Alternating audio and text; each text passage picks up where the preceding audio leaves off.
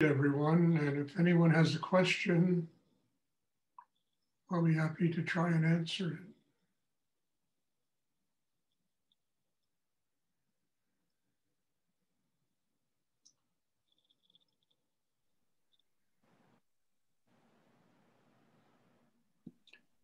I have a question. Yes. I don't know if it's, yeah. Last week after Sunday, I went through a very sentimental and emotional um, uh, feelings. And I did the meditation with your talks since I can't join the Tuesday and Thursdays. And it just, and the sentimentality, the grief because of a broken girlfriend. We broke up with a girlfriend. I broke up with my girlfriend, but that happened a couple of weeks ago, and I went through some emotions there. But this time it just came back, and it got very strong. So it's frightened me. And when I did the meditation again, it just seemed like it just got stronger. And it was almost that I couldn't go to work because I felt so vulnerable. And yeah. Let me answer the question, although you didn't ask one. When you have relationships like that break up, the emotions, the intensity of the emotions get buried very deep inside you. They're there. And in the meditation, you're opening and you're releasing what has been buried inside you. And in order to get rid of it and to get free of that kind of intensity of emotion, you have to release it. And then what you do is you use your will, you use your breath, your mind to draw the intensity of that emotion to the chakra right below the navel. And instead of being emotion, you transform it into chi, into energy, into harmony and balance.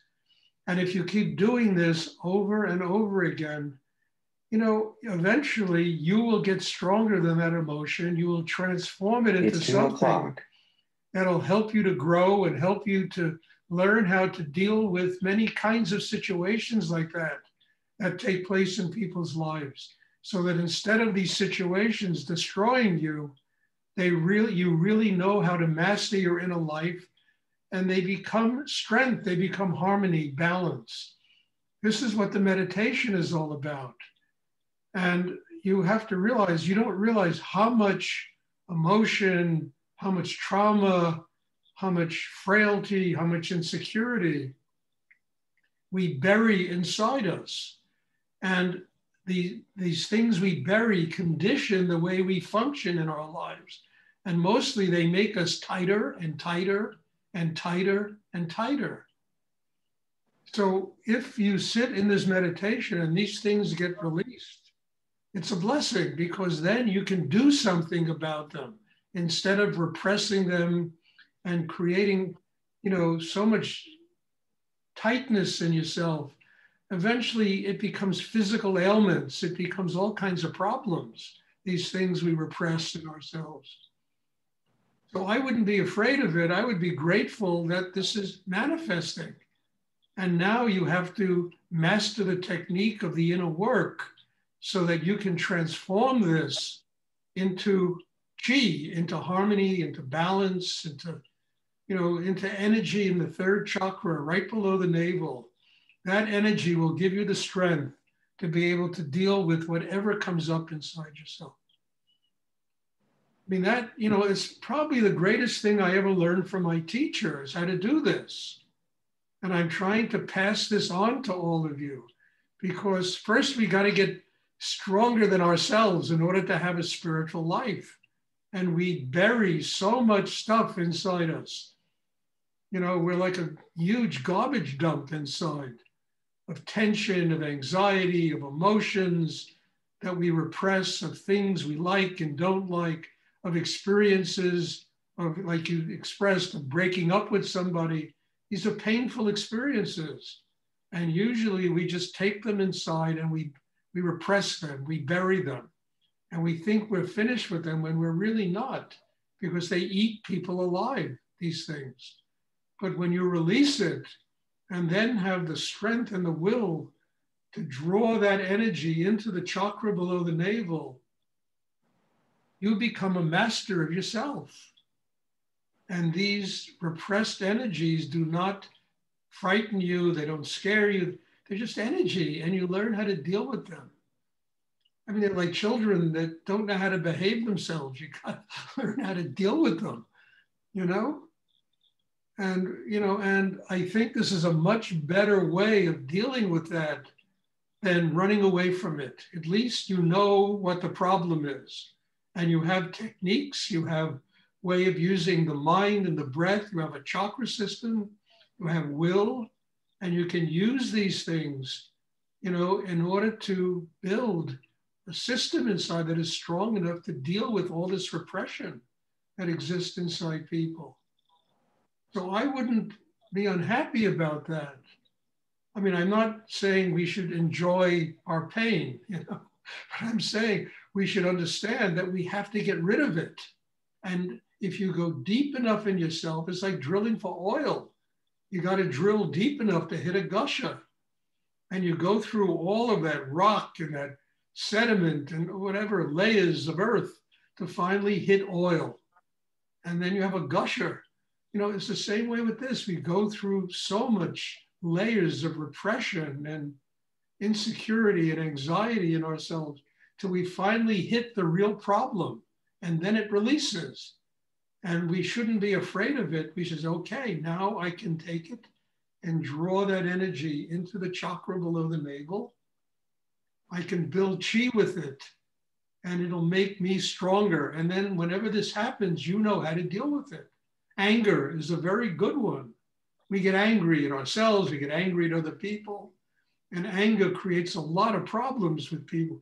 We spew our anger out at other people, and what comes back is not good.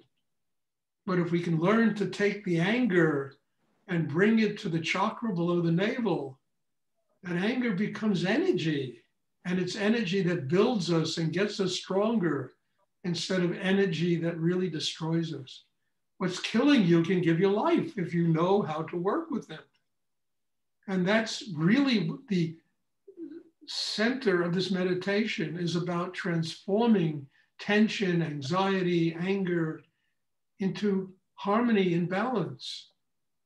And then that harmony and balance allows spirit to come in and to live inside us instead of all of that angst and insecurity and repression and stuff that really control the lives of people. And the incredible thing is we all have the tools to do this. And we shouldn't be afraid of what we tap in ourselves. We should really open our hearts and say, okay, now I can learn how to deal with this, instead of this thing making me tighter and tighter and more oppressed and more unhappy in myself. And, and by repressing it, maybe we don't feel it, but it's eating away at our gut. It's eating away at us. So what you described is in a way negative, but it's not really negative. It's kind of positive because you're releasing the problem. And then you know what the enemy is, and you can do something about it. And this meditation does this, and you got to get free of yourself. You want to have a spiritual life, which is the end result of this meditation. You got to learn how to master yourself, which means you have to be like, one of these knights, in those medieval fairy tales with the sword and the dragon, and you got to slay the dragon to get to the pot of gold, which is on the other side of the dragon. The damsel in distress, the Shakti in distress at the other side of the dragon. I mean, that's what this is about. It's like a fairy tale. And we have those dragons that live in us. We have those damsels in distress that live inside us. And we have to learn how to use you call it the sword of knowledge, to slay those dragons, so that we can get to the Shakti, the energy, that really enables us to grow and connect with God.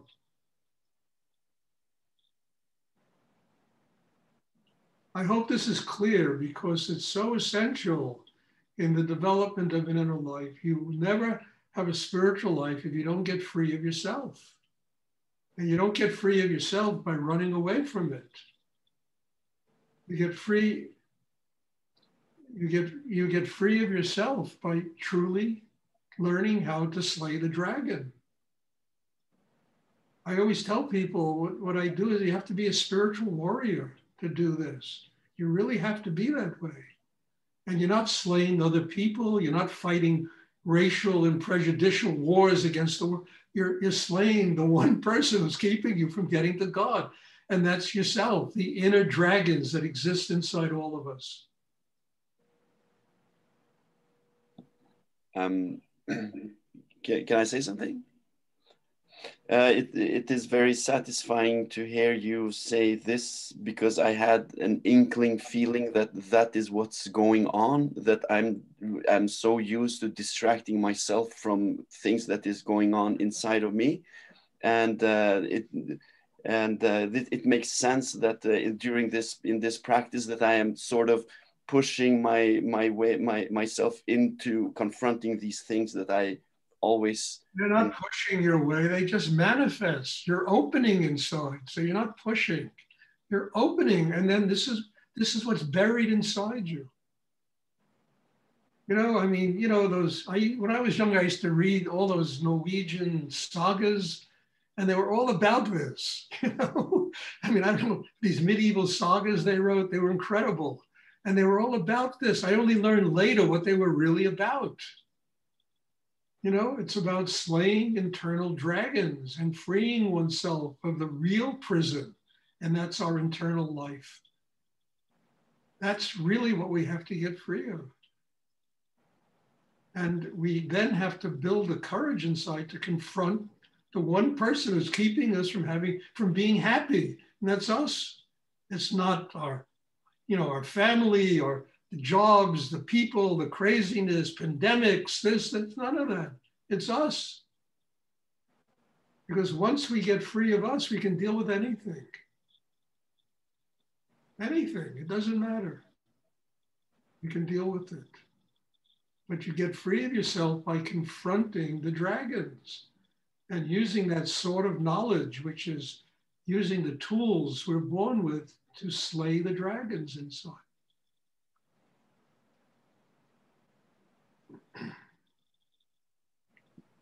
This is a very, it is a very scary process, and I'm very thankful that I have joined this group where I can have the support for this. Let me tell you something. You do this work, I get on the raft with you. You have me 100% and 1,000%, and I mean that. That's what I look for. You know, I don't chase people. I don't try to convince people to do what I do. But when somebody makes a commitment to it, same way my teacher made a commitment to help me fight the same dragons that you're talking about, you know, because he knew what I really wanted was a spiritual life. And I do this with everybody. I can have 1,000 students. I don't care if they're really deeply committed to getting free of what's keeping them from having. They've got me 1,000%. Thank you.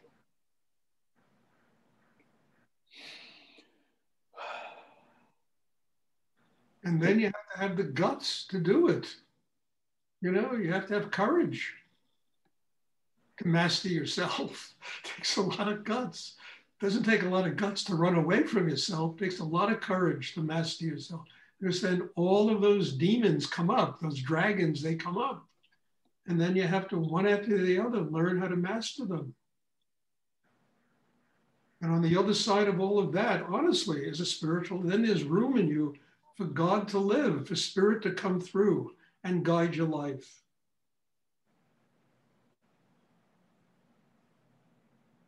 It's the greatest thing I ever learned, how to do this.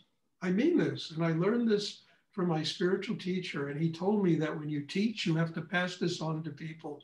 It's the secret, it's the key to truly having a spiritual life, mastering oneself.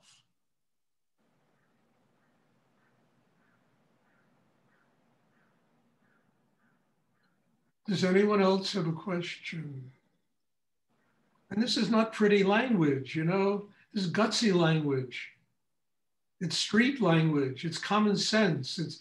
It's not kind of floral spiritual language. It's right, getting right down to the nitty gritty of it, of what we really have to do to grow.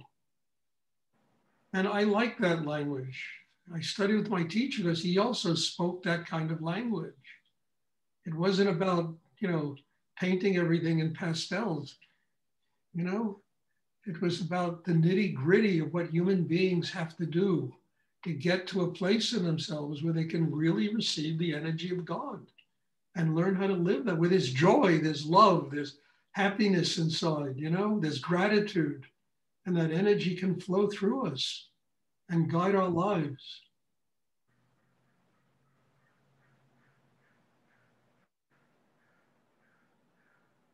Does anyone else have a question they would like to ask? Great question.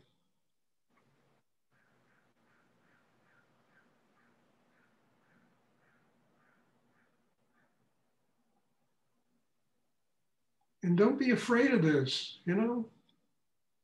That you can go through life running away from yourself, hiding in all kinds of stuff that life always manifests. And most people live that way. They hide out. People are busy being busy, you know, instead of busy working on themselves so they can be busy consciously and do things in the world that really serve higher energy, God, spirit, nurture themselves and other people. Most people just run away in life being busy, being busy. Does anyone else have a question? I have a question, Stuart. Yes. It's a bit of a follow-up question. And the process you described, is it also, you can also do this in daily life, I guess, when something comes up like anger or stuff? Well, daily life is the best reminder. Mm-hmm. Have to do. I mean, where do you get angry? You get angry at people in life, and you know, where do you? It's an incredible reminder that we need to build the kind of system I'm talking about. You know, I spent 30 years in business, and I never liked business. I couldn't stand it, truthfully. I mean, I never had any great interest in money, and when I was younger, before I started having to run an ashram in Texas, I never gave a damn about money, anything like that. I never had any ambition. And one of the reasons I stayed in business is that dealing in business was a constant reminder that I, Stuart Perrin, truly had to grow. And when the time came that I was really balanced inside and I can deal with all the greed and the stuff that people do to make money, you know, without allowing it to throw me off my balance, I knew I had accomplished what I was really in business for. You know, yeah, I also made a bunch of money and all that stuff, but that was not the goal. The goal was to learn how to build me. And that took place in my daily life. I would see people, partners of mine, ripping people off and, you know, bad-mouthing people and greedy and money. And I could tell you stories that would make your hair stand on end. I won't do that, you know, that I went through with these people that I had to deal with. And at the same time, I knew there was only one place I could get the energy to deal with these people. That was inside myself, to turn it into chi, to get balance inside so that I was capable of dealing with these things without them driving me crazy. And that was in my daily life. It wasn't in the meditation class. You know, it was in dealing with my daily life. And that's why in the last class, I talked about having to bring the energy of these classes into your daily life. So it becomes not just something, you know, which is esoteric and yeah, we feel a little calmer and peaceful, but it becomes something practical that you can use in your daily life. The chi is what you have to build because that's what you can use in your daily life. The chi, the energy. And that enables the heart to stay open and enables one to interact in life in a very, you know, kind of compassionate and, we don't judge, we learn from people. You understand? And we don't really get upset at them because whoever they are, they're our teacher. And they're teaching us something about what we have to do to grow inside ourselves. You get that from life.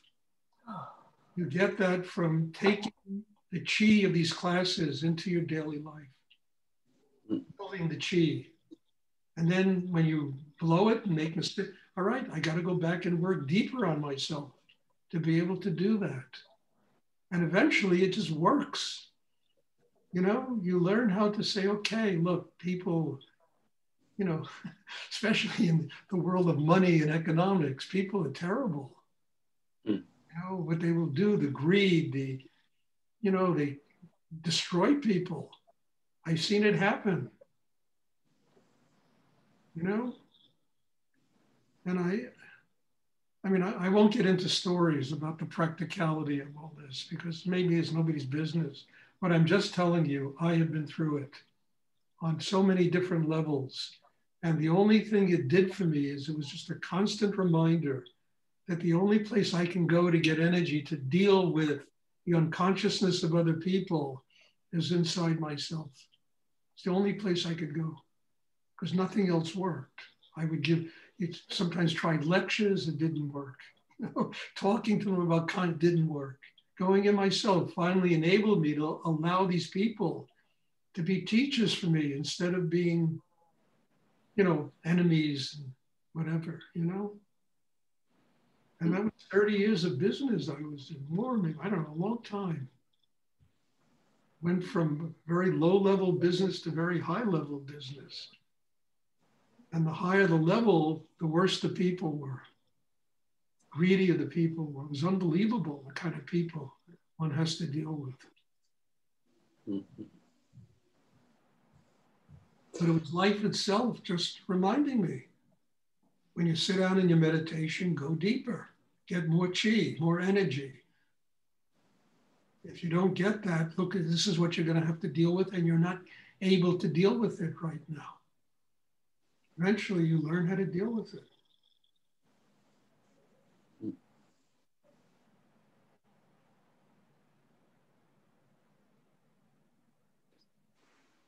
But for example, when one gets angry during the day or something, you accept. Just keep your mouth shut, okay? And just take it down into the third chakra. Just don't spew it, Yes. Keep your mouth shut. Just say, okay, I'm angry, because you start spitting it out at other people. What comes back is twice as bad, So Yes. Just take it in yourself and then just, okay, that person is teaching me that I haven't arrived yet, that I'm angry at. Work in yourself. And then when you do, converse with them, talk to them, it comes from your heart. It comes from strength, real strength inside yourself. And you can talk to them without trying to tear them apart and rip them apart. And people respond to that, They really respond to that. One story, it's not business. I've told this a lot, but it's a great story. And, years ago, when I was studying with my teacher, he had gotten a hotel up in the country, a place called Big Indian, New York, that he was, going to run as an ashram, country ashram. And I remember I said to him one day, I said, Rudy, I'm really tired. This has been a very difficult year. I was, going to school. I was running a business. I was teaching. I was doing 500 different things, going to meditation classes. It was just unbelievable what I was doing. And he said, go up to Big Indian. That's what it's for. Just go up there and take some days and recuperate. So I remember I went up there and I came to the ashram there and I went and found a room and unpacked some things I brought with me. And I said, you're here, don't just lie around and do nothing. Find something to do, And so I look out the window and there's about an acre of land there right in front of grass that was taller than me. that needed to be cut. And there was a tractor with a mower on it, to do this. So I said, great, this is what I can do. I'll contribute something to the place. So I went down, I got on the tractor, I start driving it, and I'm cutting the lawn. And suddenly from, I don't know, way back, this guy comes running at me, screaming. He was the manager of the ashram, screaming at me. And I'd been in that place 20 minutes and I had already done 50 things wrong. And he started, so I stopped the tractor, I got off the tractor, and we're standing there nose to nose. And usually, I used to just scream back. I would get into a fight. I would, with the guy, I said, no, Stu, just keep your mouth shut. I'll never forget this. It was one of the greatest things I ever learned. And he went on for 10 minutes, screaming and yelling, and you did this and that, and the And after about 10 minutes, he got very quiet. And he looked at me and there were tears in his eyes. And he gave me a big hug. And he said, thank you, Stuart. I just needed to talk to somebody. It was incredible. He just gave me a big hug. And I knew the guy, he was a friend of mine, He said, thank you, Stuart. Gave me a big hug with tears running down his face. He was trapped in his tension. He didn't, and instead of getting into a fight with him, I said, listen to him, let him, what does it matter? You know the guy, he's a friend of yours, what does it matter? I don't have to be right. I don't have to be better. And it turned out to be one of the really important lessons I learned early on in my spiritual practice. And so much can be avoided if we just listen and not have to defend ourselves and be right and beat somebody up, and And I know this is not an easy thing to do, but it's certainly worth trying, and just learn how to grow inside and not to be intimidated by somebody else's madness, somebody else's tension.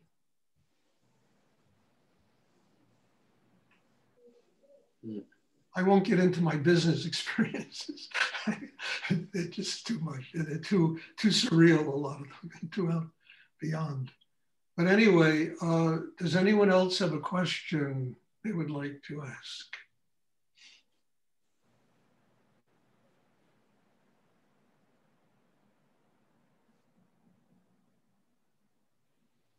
Try it, see what happens.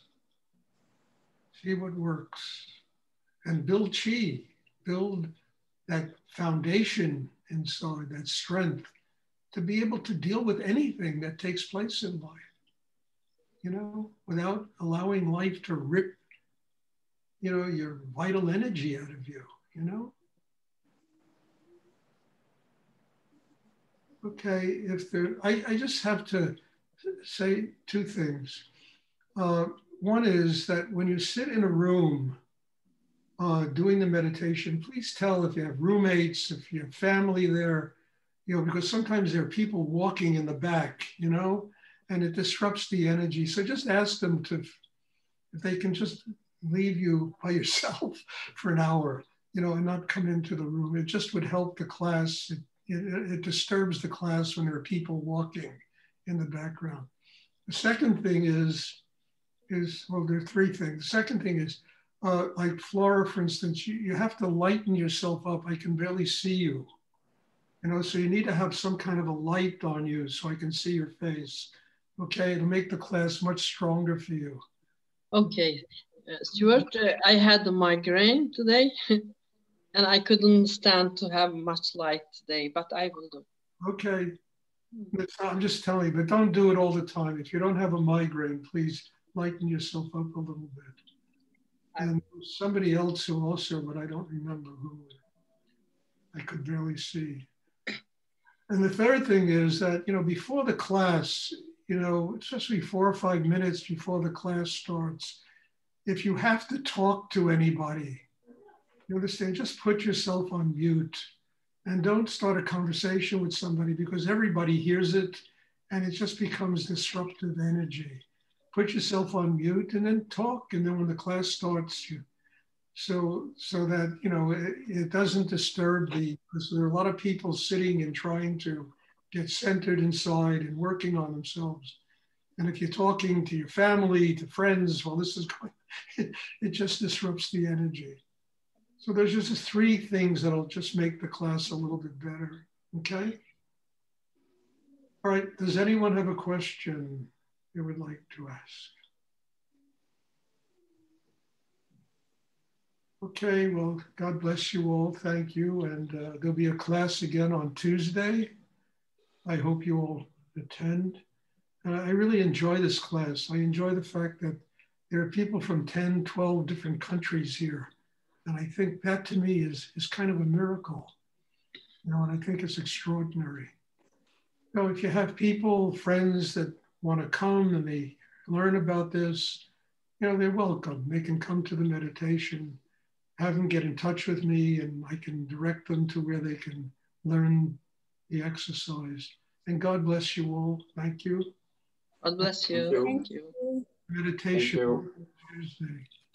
Thank you, Stuart. Thank you.